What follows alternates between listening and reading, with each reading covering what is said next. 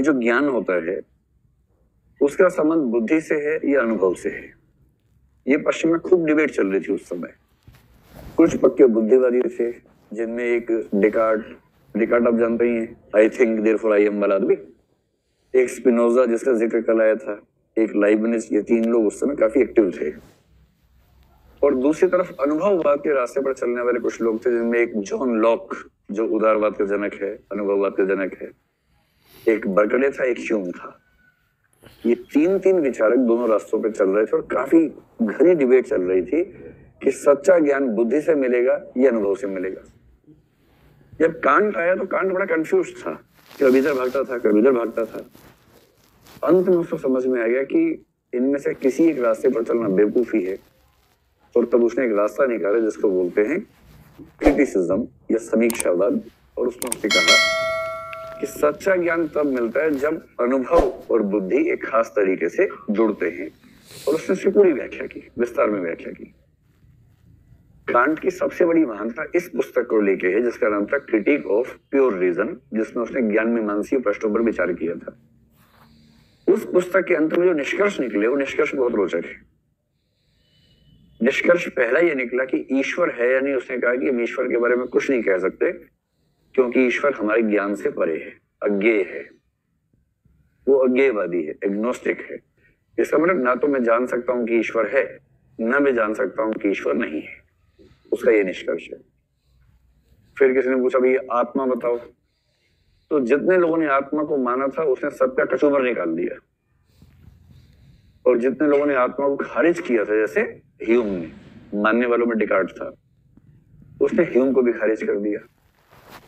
अंत में बोला कि आत्मा का होना या न होना साबित हो ही नहीं सकता है, इसलिए आत्मा भी ज्ञान के परे है, हम कुछ नहीं कह सकते। ईश्वर ज्ञान के परे, आत्मा ज्ञान के परे। फिर किसने कहा जगत, जगत भी ज्ञान के परे है। जगत का मतलब संपूर्ण ब्रह्मांड। हम ब्रह्मांड में रहकर संपूर्ण ब्रह्मांड कैसे जान सकते हैं? नहीं जान सकते। जब नहीं जान सकते तो क्यों उस पर दिमाग लगाए?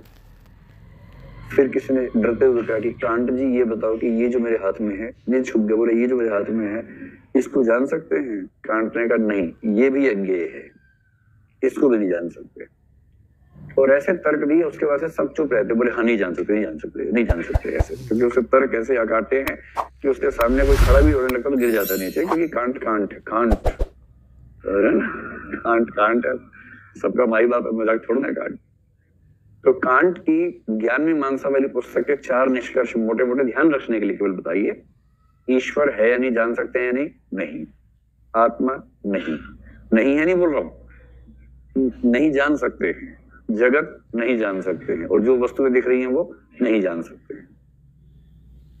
मतलब हम ये जान सकते हैं कि हमें कैसा दिख रहा है, हम ये नहीं जान सकते कि वस्तु मूल रूप में कैसी है। जो हम जानते हैं वो फिनोमिना है, जो दरअसल है वो न्यूमिना है। न्यूमिना हम कभी नहीं जान सकते, कितनी भी ताकत लगा ले नहीं जान सकते।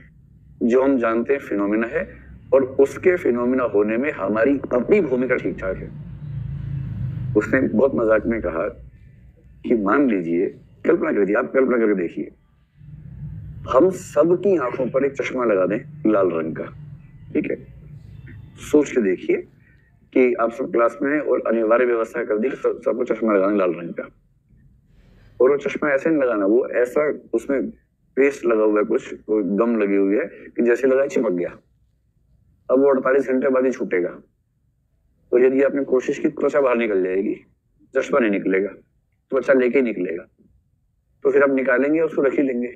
अब ठीक है भाई, रहो, तुम रहो, 2 दिन रहो, और कितना अच्छा लगेगा, सब लाल चश्मा पहन के बैठे होंगे, है ना? मैंने ही पहन लिया, जो स्टाफ मेंबर्स उन्होंने पहन लिया, सबने लाल चश्मा पहन लिया, सबने पहन लिया। अब ये बताओ, ये बोर्ड किस रंग का है? लाल।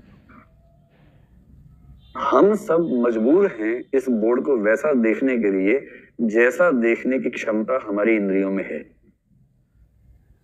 ये तो चश्मा बाहर से लगाया है, क्या पता कोई चश्मा अंदर पहले से लगा हुआ हो जो हमें ना पता हो।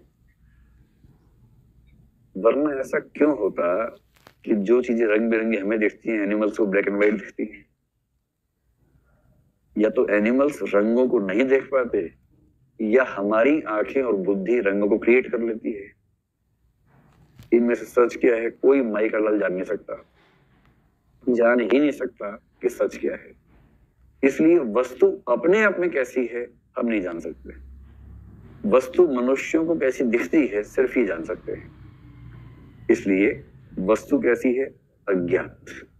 जगत अज्ञात, ईश्वर अज्ञात, आत्मा अज्ञात।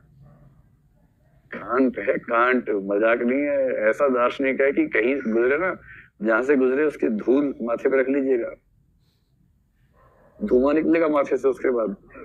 इतना ज्ञानी आदमी, इतना गहरा आदमी।